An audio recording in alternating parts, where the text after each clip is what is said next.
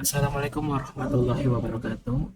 Saya ketua kelompok dari kelompok PBL yang bertema melakukan penjualan biji kopi secara digital.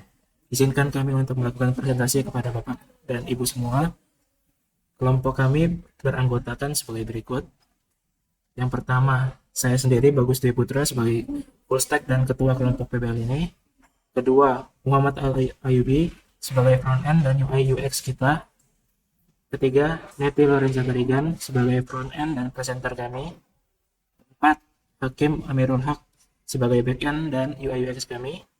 Dan kelima, Raja Ulka Delta Rafli Pasya sebagai backend dan project management kami. Project ini bertema coffee shop yang menerapkan sistem transaksi digital.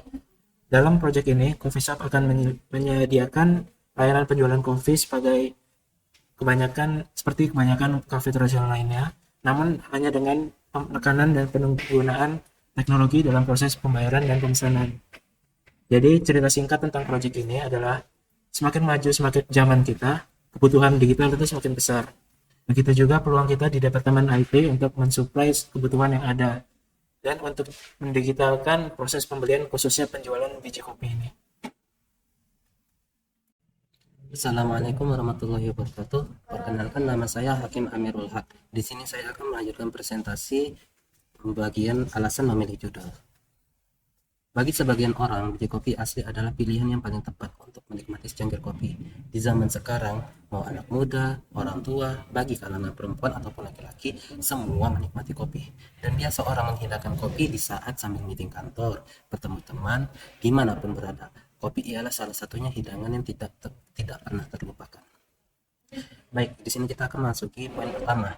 Maksud dari poin pertama ini ialah pasar di era zaman sekarang memasuki zaman modern, yang dimana orang lebih banyak membuka toko online dengan menggunakan berbagai media sosial dibandingkan toko offline. Karena di dunia digital itu lebih luas akses penjualannya dibandingkan toko offline. Jika digital marketingnya sesuai target pasar, maka bisa dapat keuntungan yang baik. Baik, saya akan memasuki poin kedua. Maksud dari poin kedua ialah yang kita ketahui seluruh kalangan anak muda ataupun kalangan orang tua, mau itu perempuan ataupun laki-laki, semua minat dengan kopi. Dan yang kita ketahui bahwa Indonesia adalah penghasil kopi terbaik di dunia. Bahkan menurut data Kementerian Pertanian Republik Indonesia, merupakan produsen kopi terbesar dunia setelah Brasil dan Kolombia. Sekian, terima kasih. Selamat sore Bapak dan Ibu, perkenalkan nama saya Neta Lorenza Tarigan. Di sini saya ingin melanjutkan presentasi sebelumnya. Di sini saya akan menjelaskan tools yang digunakan pada proyek ini. Yang pertama ada programming language. Di sini kami menggunakan PHP untuk mengelola konten login dan daftar menggunakan database. Yang kedua ada HTML untuk menampilkan website kami, dan yang ketiga ada CSS untuk membuat tampilan HTML menjadi lebih bagus. Yang kedua ada editor. Di sini kami menggunakan Visual Studio Code untuk membuat program pada proyek ini. Yang ketiga dari library.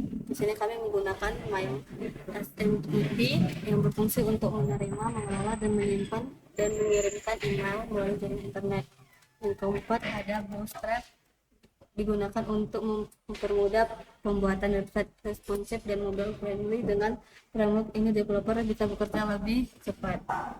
Yang kelima ada database. Di sini kami menggunakan MySQL untuk menyimpan data ke dalam database MySQL. Assalamualaikum warahmatullahi wabarakatuh. Bersama saya Muhammad Ayubi. Saya akan menjelaskan apa yang perlu dipelajari untuk menyelesaikan proyek. Pertama, pemrograman web untuk membuat tampilan front-end dan back-end.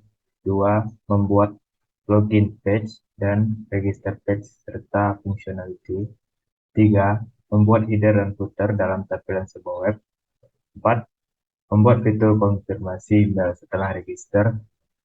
Lima, membuat tampilan shop. Oke, hanya itu yang dapat saya sampaikan.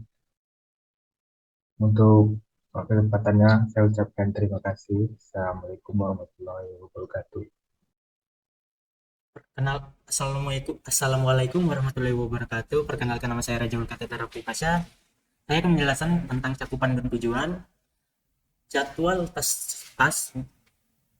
Baiklah, yang pertama pada minggu pertama kami mencari topik dan tujuan proyek. Tujuannya sebagai gambaran kasar tentang proyek kami. Dan pada cakupan pertama kami selesai pada minggu kedua bulan Agustus. Yang kedua, pembagian tugas dengan komitmen. Tujuannya agar setiap anggota paham dan bertanggung jawab dengan tugasnya masing-masing. Kami selesaikan task pembagian tugas dan komitmen pada minggu ketiga. Selanjutnya, kami membuat kerangka proyek dan flowchart untuk mengetahui proses. Tujuannya untuk mengetahui proses yang kita perlukan. Pada minggu ketiga juga kami membuat poster dan PowerPoint. Ya, tujuannya sebagai branding. Pada minggu ketiga, pada task detail yang ketiga kami selesai pada Agustus minggu ketiga sampai minggu kelima. Lalu masuk ke minggu keempat, kami melakukan cakupan tentang presentasi dan proposal project. Tujuannya menjelaskan tentang project kita. Pembuatan presentasi dan proposal project selesai pada bulan September minggu keempat. Selanjutnya pada minggu kelima dan keenam, kami melakukan beberapa cakupan, diantaranya pencarian materi untuk foto dan background yang tujuannya untuk dipakai di website, eksekusi pembuatan landing page yang tujuannya menjadi halaman utama website kami. Selanjutnya eksekusi persiapan database yang tujuannya mempersiapkan tempat penyimpanan data kami. Masing-masing dari itu memiliki waktu yang berbeda-beda, seperti pencarian materi dan foto background, kami menyelesaikannya pada Oktober minggu pertama. Eksekusi pembuatan landing page kami menyelesaikannya pada minggu kedua bersamaan dengan selesainya eksekusi pembuatan database. Dan berikut adalah beberapa contoh poster dari kelompok kami.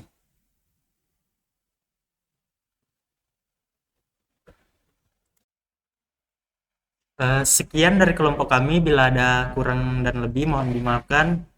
Wassalamualaikum warahmatullahi wabarakatuh.